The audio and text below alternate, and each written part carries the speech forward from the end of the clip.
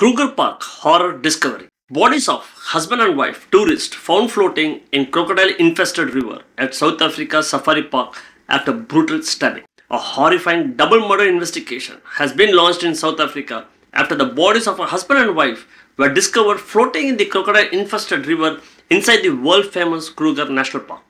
Now we explore the truth, the mystery, and every detail of this story on our AI podcast. People pay thousands of dollars to go to South Africa's Kruger National Park specifically to be, well, terrified. Right, yeah, it's that primal thrill. Exactly. You travel there for the thrill of being just a few feet away from a 4,000-pound hippo or, a hungry lion. You're basically willingly stepping back into the food chain. Yeah. But last month, a 71-year-old couple realized way too late that the most dangerous predator in the park, it didn't have claws or fangs. No, it had the keys to their Ford Ranger. Right. And that is exactly what we are unpacking in this deep dive today. It completely shatters this, psychological contract we make when we enter a wildlife reserve. Yeah, we are conditioned to fear the biology of the space, but we completely forget the sociology of the humans moving through it. Right, we just assume we're safe from other people out there. Exactly. So our mission today, based on some really deeply disturbing source material we've gathered, is to explore this completely unprecedented event, the double murder of an elderly couple inside one of the most famous wildlife sanctuaries on the planet. Yeah, to really understand how a dream safari just turns into an international manhunt. So to start, we have to go to the Pafuri Gate. It's a Sunday. This 71-year-old man and his wife enter the park driving a green Ford Ranger. They are expected to return to their camp later that same day, but they don't. Right, they just vanish. And I just cannot get past this one detail in the sources. A major search operation wasn't actually launched until Thursday evening. Yeah, which sounds crazy to most people. Right. I mean, I don't understand how a couple vanishes on a Sunday and the alarm bells don't trigger a massive sweep until 4 days later. It sounds, fundamentally negligent. Well, it looks negligent if you view it through the lens of urban logistics. Okay, what do you mean? I mean, in a city, if someone misses a hotel checkout, you ping their phone, you check surveillance cameras. Sure. But Kruger National Park operates on an entirely different physical reality. We're talking about 7,500 square miles of wilderness. Wow, okay. So searching Kruger isn't like combing a city grid. Not at all. It's like, imagine dropping a single green Ford Ranger into a wilderness the size of Wales. Right, exactly. It's not just looking for a needle in a haystack. It's looking for a needle in a 7,500 square mile haystack with zero cell service. And the local wildlife is actively erasing the tire tracks you're looking for. Gosh, that's intense. And because of that environment, a delayed return is, it's almost never treated as a violent emergency right out of the gate. Why is that? Because it is a daily occurrence for tourists to get delayed. Right. Like someone might spot a rare leopard lounging in a marula tree, and they just decide to sit there with their engine off for 5 hours. Oh, right. They're on vacation. Yeah, or they take a wrong turn on a secondary dirt road, blow a tire, and have to sit inside their vehicle overnight, waiting for a routine morning patrol to spot them. Okay, so the camp staff are conditioned to assume mechanical failure or geographical confusion. Exactly. They assume nature got in the way, not a criminal syndicate. So Sunday night passes. Monday, Tuesday, Wednesday. By Thursday, that baseline assumption of a flat tire completely disintegrates. Right. The park authorities, the rangers, they finally mobilize. And from the source material, the mechanics of this search are just grueling. Oh, absolutely. They aren't just driving down paved roads. They are relying on trackers to look for bent brush, right? Yeah, bent brush, mobilizing fixed-wing aircraft, and just trying to spot a green vehicle in an ocean of green and brown vegetation. Which sounds impossible. The sheer size of the park meant official search teams were practically flying blind for those first few days. And ironically, it wasn't even that coordinated massive sweep that broke the case. No, it was pure grim chance. Yeah, so Friday morning, other tourist people, probably just out looking for birds or hippos with their binoculars, spot 2 bodies floating near a riverbank. Yeah, up in the remote northern Pafuri region. Which is only about 20 minutes from the camp where the couple was supposed to be staying. The victims had suffered multiple stab wounds to their upper bodies. And the killers dumped them in the Limpopo River. Right, near a spot called Crook's Corner. And Crook's Corner, the geographical context there is the skeleton key to this entire case. How so? Well, it is a highly notorious tri-border junction.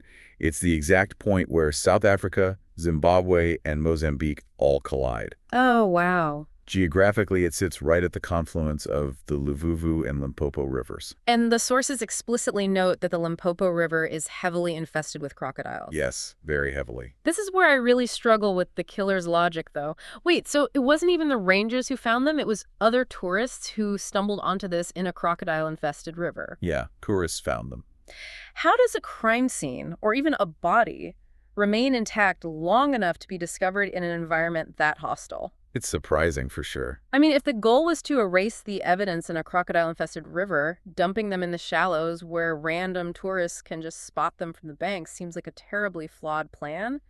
Did the killers simply miscalculate the river dynamics? They completely miscalculated the hydrodynamics of the river. Yeah, and the hunting behaviors of apex predators.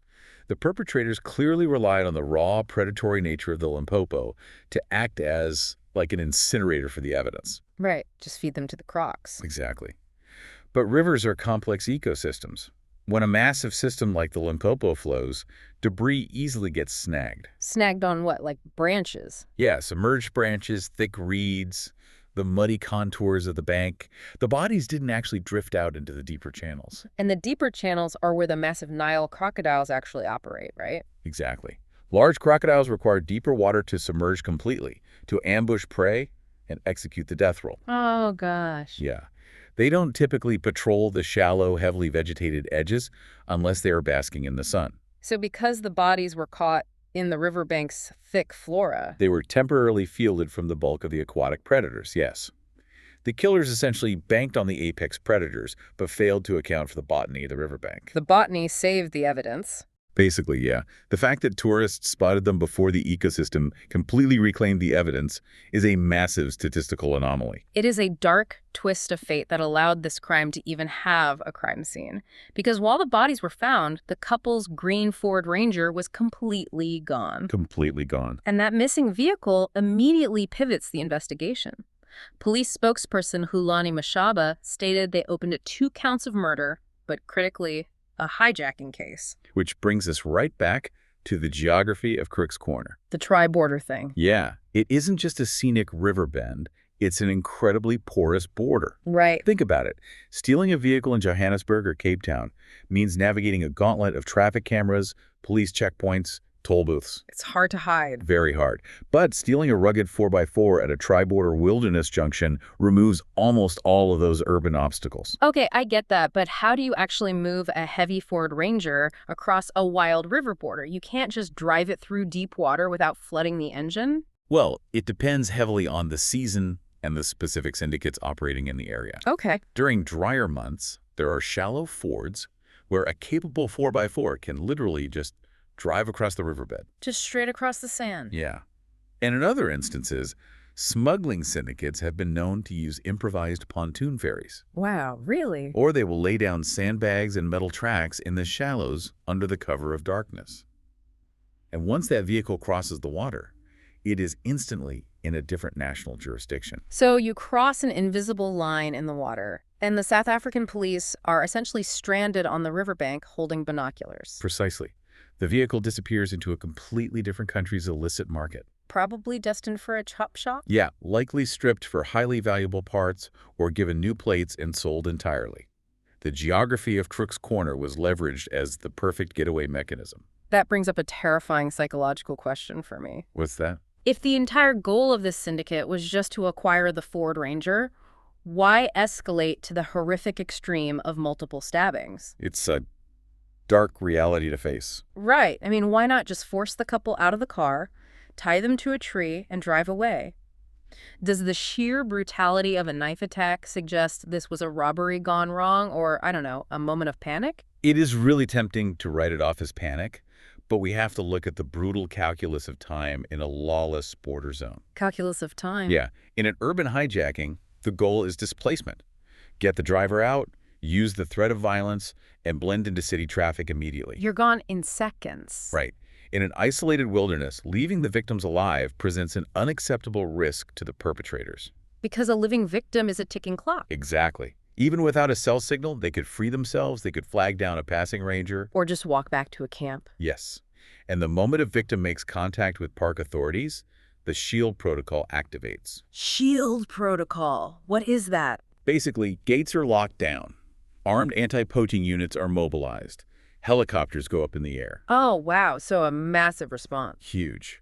The syndicates know they need at least a 12 to 24-hour head start to safely move a vehicle across the border and dismantle it. So by eliminating the witnesses? And attempting to use the river to hide the bodies, yeah. They were intentionally buying themselves days of silence. And it worked. The brutal math actually checked out. It really did. I mean, it took from Sunday to Thursday for the search to even begin.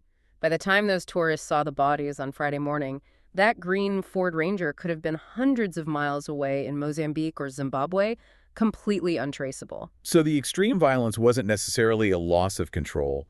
From a purely criminal logistical standpoint, it was a calculated measure to ensure a clean escape. That level of cold industrial calculation feels so entirely alien inside a nature reserve. It really does. And that contrast is why this story is sending shockwaves globally. The sources are incredibly clear on this point. This crime is completely unprecedented. Completely. South Africa's Environment Minister, Willie Aucamp, along with South African National Parks, SANParks, confirmed this is the very first time a brutal incident of this nature has ever been recorded inside the park. When you look at the historical context, that statistic is just staggering. Right. The protected area that would become Kruger was first established in 1898. It became South Africa's first official national park in 1926. So that is over 130 years of continuous conservation history? Yes, 130 years. And the volume of human traffic is massive. The sources say in 2024 alone, Kruger attracted nearly 2 million visitors. 2 million people driving around in rental cars and 4x4s. Yeah. And for over a century, the primary threat to human life within those borders has been entirely biological. You manage the risk of the elephants, you respect the space of the buffalo. Right. SANParks have spent over 100 years perfecting the infrastructure to protect humans from nature, and nature from humans. But their infrastructure is fundamentally not designed to protect humans from other humans. No, it isn't. The rangers are highly trained, but they are trained to track animal movements and combat wildlife poachers. Right. They're looking for rhino horns, not stolen cars. Exactly. They're ecologists and paramilitaries focused on rhinos and elephants. They are not urban homicide detectives or border patrol agents focused on international car smuggling syndicates. This incident introduces a deeply insidious variable that just breaks the illusion of safety. It really does. I mean, think about the mindset of a tourist entering Kruger. For millions of people, a place like Kruger feels like a massive, open-air museum. Yeah, that's a perfect way to put it. You know the animals are lethal, but you believe the overall experience is protected by an invisible shield.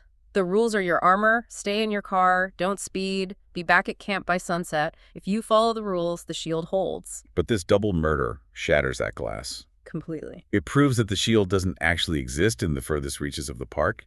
And that realization forces a complete reevaluation of safety for the entire tourism industry in the region. SANParks released a statement expressing their shock and confirming they are assisting the victim's family with repatriation while asking for privacy. Right. But behind the scenes, you have to imagine the existential crisis this creates for park management. It makes you wonder how they even respond to something like this. Should tourists even be allowed up near the Pafuri region and Crook's Corner? It's a tough question. If the tri-border area is this vulnerable to syndicates, maybe they need to close off the northern borders of the park entirely, just restrict access. Well, closing the border seems like the logical security response, right? Yeah, that would be my first thought. But it contradicts the entire ethos of the national park system. Oh, true. These spaces are meant to be open, accessible sanctuaries for the public. The moment you restrict access to the northern regions, you are essentially conceding thousands of square miles of sovereign territory to criminal syndicates. You create a vacuum. Exactly. And if there are no tourists and no tourist vehicles driving those dirt roads, the syndicates and poachers have free rein. Tourism is actually a form of passive surveillance. That is exactly the dilemma. To maintain the absolute safety of the sanctuary from human violence, you would have to militarize the tourist experience. Like armed guards in every Jeep. Yeah, you'd need mandatory tracking beacons on every car, armed escorts, checkpoints at every river crossing. But doing so fundamentally destroys the wildness and freedom that people travel to Kruger to experience in the first place. Right, it ruins the very thing you're trying to protect.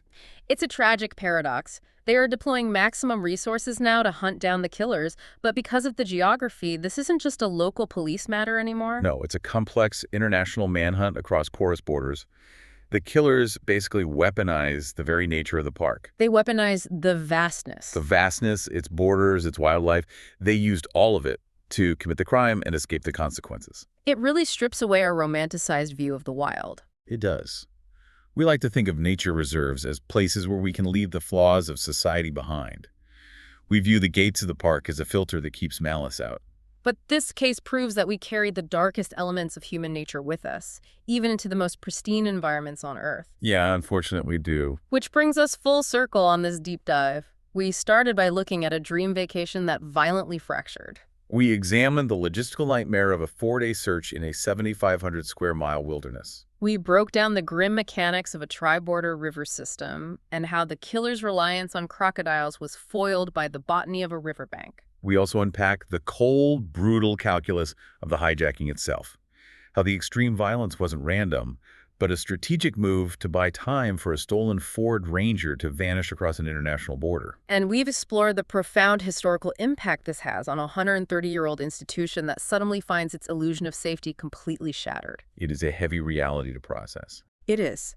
For you listening right now, it's a stark reminder of how quickly a place of leisure and profound natural wonder can be hijacked, literally and figuratively, into a theater for human tragedy. The wild itself is completely indifferent. The lions and the river currents don't care who you are or why you were there. No, they don't. It was human calculation that truly poisoned the sanctuary. It certainly forces us to rethink our vulnerabilities. We prepare so meticulously for the natural threats we expect to face, completely blind to the human threats that exploit that exact same environment. Which leaves us with a really provocative thought to chew on as we wrap up today. Yeah. Consider the great paradox of these massive global wilderness reserves. We fence off these thousands of square miles, we patrol them rigorously, we pour millions of dollars into anti-poaching units and conservation technology, all to protect the incredible wildlife from humanity. But in these incredibly remote, border-hugging corners of the wild, how do you protect humanity from itself? When you voluntarily step back into the food chain, you prepare yourself for the danger to have claws and teeth. You don't expect it to be holding the keys to your car. Okay, one question for you. How could such a brutal double murder happen inside Kruger National Park, which is considered one of the safest and most protected safari destinations in Africa? Don't forget to comment it. Thanks.